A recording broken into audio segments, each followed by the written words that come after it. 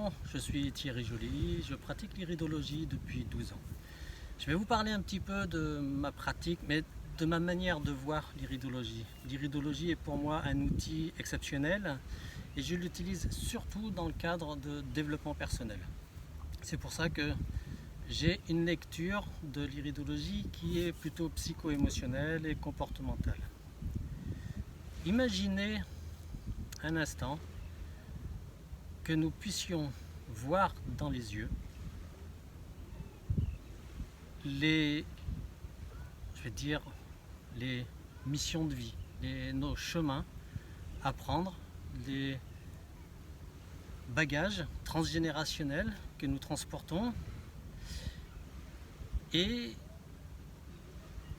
bien que nos yeux soient une carte où tout est dedans, tout est noté et nous pouvons comme ça arriver à nous corriger. Alors évidemment, je pratique l'iridologie aussi avec la lecture de terrain, hein, mais c'est qu'une partie, c'est la partie visible de l'iceberg.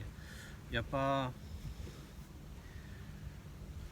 C'est un indicateur, ça nous oriente vers quoi on tend. Autant quand on voit des signes de faiblesse dans les yeux d'une personne, majoritairement, les gens me disent que ça les concerne, en tout cas pas encore, qu'ils n'ont pas forcément tel problème, mais en revanche, les parents, les grands-parents, etc., eux par contre ont des antécédents. Donc effectivement, il y a des bagages génétiques comme ça, qui se passent d'une génération à l'autre. Donc on peut arriver à le voir, c'est génial. Dans ma vision, j'utilise également le décodage biologique, qui est très important. Pour moi, le corps parle. Et lorsqu'il y a une pathologie, c'est-à-dire que le corps s'exprime, et donc d'arriver un petit peu à comprendre ce que nous dit le corps, c'est une des bases aussi que j'utilise dans ma pratique. On peut remonter comme ça, voir un petit peu ce qui se passe et ce qui s'est passé aussi pendant la période de gestation. Quand vous étiez dans le ventre de votre mère, que s'est-il passé un événement qui a pu être marquant? Et c'est comme ça qu'on peut avoir des réponses. Un exemple simple qui m'est arrivé il n'y a pas si longtemps que ça, une personne qui avait un problème de dépendance affective. Et bien dans l'iris, en observant un petit peu ce qu'on appelle la vie prénatale, eh bien on a pu voir que il avait pu se passer quelque chose au 4e mois de gestation. Et quand elle a demandé à sa mère ce qui s'est passé, parce que cette personne n'en était pas du tout consciente, eh bien sa mère lui a répondu que lorsqu'elle était enceinte de 4 mois, elle a été mise à la porte de chez ses parents. Vous voyez, ça a un impact. Ce que vit la mère à ce moment-là a un impact sur le fœtus. Et on peut remonter comme ça. Donc l'iridologie, telle que je la pratique en tout cas, me permet de remonter à chaque fois à la cause, de la cause, de la cause, de la cause. Et on voit aujourd'hui les bagages générationnels. On voit si la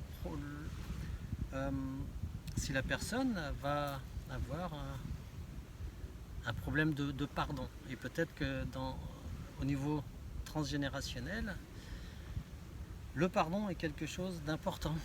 Peut-être qu'il y a une difficulté à pardonner parce qu'il y a eu quelque chose qui s'est passé dans les générations avant.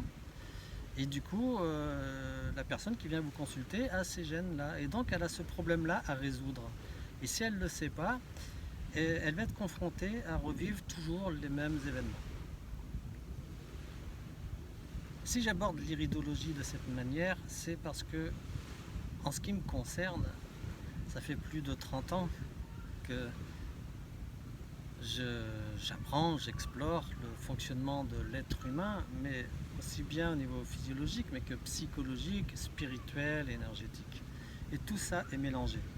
Tout s'entremêle et on ne peut pas regarder qu'une partie sans voir le reste. Et la partie physiologique est ce que l'on voit régulièrement en iridologie, lorsque les gens commencent à pratiquer et qui font l'énumération de les reins sont faibles, les intestins sont foutus, le foie est à refaire, enfin bref, c'est des énumérations morbides alors qu'en fait la personne elle est plutôt en bonne santé. Et à croire certains que je peux voir sur des réseaux quand ils décrivent ce qu'ils voient, ce qu'ils observent de l'iris, avec des photos qui ne sont pas toujours de bonne qualité, à croire que la personne va mourir dans les 3 prochains mois. Alors non, c'est pas ça. L'iridologie, ça peut être quelque chose de positif. Et en tout cas, c'est ma manière de fonctionner avec ça. Quand je vois quelque chose, ça peut être interprété comme un signe de faiblesse et ça va être une prédisposition. C'est-à-dire que si la personne ne change rien à sa manière de vivre, de s'alimenter, etc., et qu'elle ne résout pas ses problèmes, effectivement, l'iris nous indique qu'il y a un potentiel, une prédisposition à, et du coup, la faiblesse peut devenir vraiment une faiblesse physiologique. Mais avant cela, ça veut dire qu'il y a des émotions qui ont été imprimées, qui n'ont pas été exprimées, et c'est l'intérêt d'aller chercher un petit peu plus loin. Et donc le signe de faiblesse, très souvent, peut nous indiquer plutôt une force au niveau émotionnel. Qu'est-ce que j'ai à travailler? Quelle est l'émotion que j'ai à me libérer? Et on remonte comme ça. Et c'est un petit peu le principe sur lequel je fonctionne, c'est-à-dire que avant qu'il y ait la pathologie, c'est d'abord au niveau spirituel, ensuite c'est émotionnel, énergétique et enfin physiologique. Quand vous comprenez ce processus, et bien en fait quand vous lisez l'iris, je parle de lecture tout simplement, et bien il va nous indiquer un petit peu comment se comporte la personne. Est-ce qu'il est aligné par rapport aux cartes qu'il a en main? La nature lui a donné des cartes, la nature lui a donné un jeu pour traverser cette vie. Et en fait, on voit ce jeu et du coup on voit aussi des événements vécus par la personne et on peut voir si elle est en adéquation. Est-ce qu'elle est alignée par rapport à son jeu? Imaginez par exemple, ça m'est arrivé où il y a des parents qui me présentent leur enfant parce qu'ils le trouvent introverti. Tant qu'ils disent qu'il est tout le temps enfermé sur lui-même, il ne s'exprime pas, il reste dans son coin, etc. Il a une dizaine d'années. En ayant ces informations, j'ai une petite idée de comment peut se positionner sa collerette, par exemple. Et quand j'observe ses yeux, je vois que la collerette elle est plutôt à l'inverse. C'est-à-dire que la collerette me montre que c'est quelqu'un d'ouvert, qui s'intéresse à l'extérieur. Et son comportement est à l'opposé de ce qu'il est. Donc, problème. Si on peut parler de problème. En creusant un petit peu, je me suis aperçu que les parents ne laissaient pas s'exprimer. Qu'il n'avait pas le droit de parler quand il était à table, qu'il n'avait pas le droit de donner son avis parce que c'était un enfant, etc., etc. En fait, chez lui, il avait du mal à s'exprimer, c'était même peu recommandé.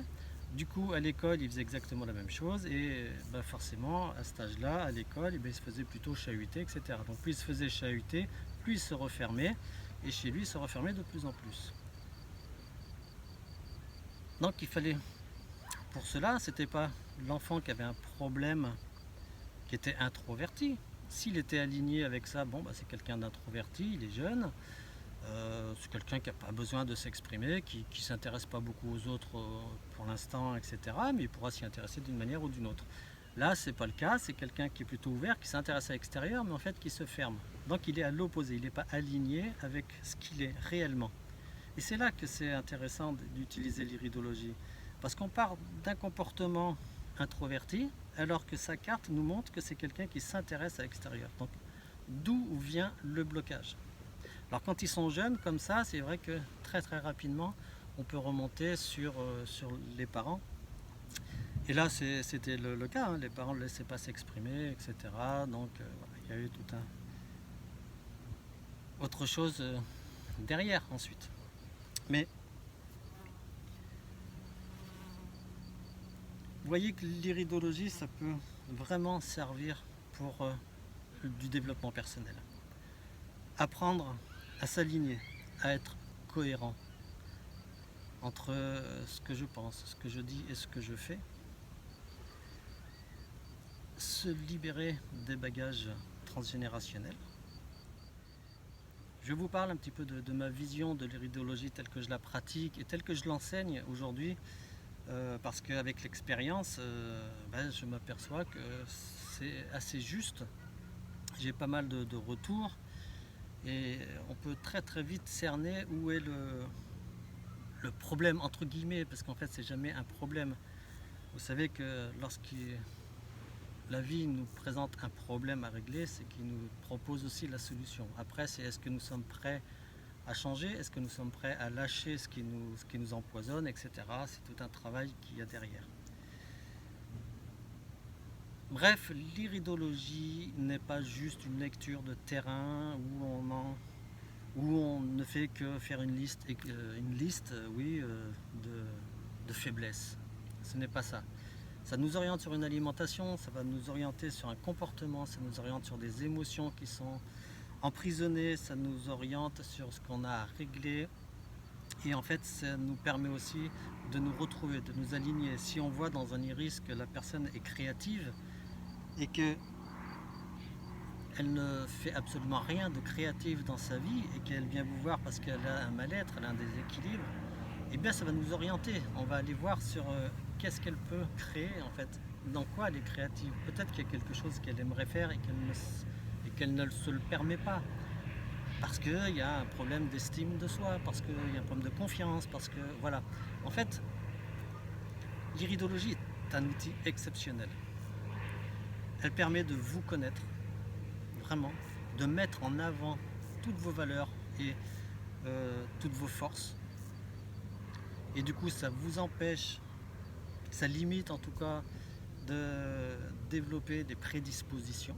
Les gènes que vous avez, s'il y a des faiblesses cardiaques, pulmonaires, rénales dans la famille, etc., ce sont des gènes que vous n'allez pas activer, tout simplement parce que vous serez pris en main. Et tout cela, c'est ce que je vais essayer de partager avec vous, avec des exemples concrets, en observant des iris, en vous montrant comment je pratique l'iridologie. Et vraiment, j'espère de tout cœur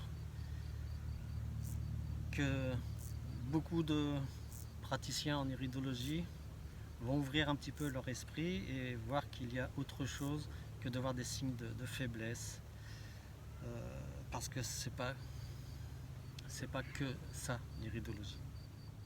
Sur cette chaîne, l'atelier Irido, eh bien, nous allons travailler sur des observations d'iris et vous allez vous apercevoir en fait que l'iridologie peut être passionnante.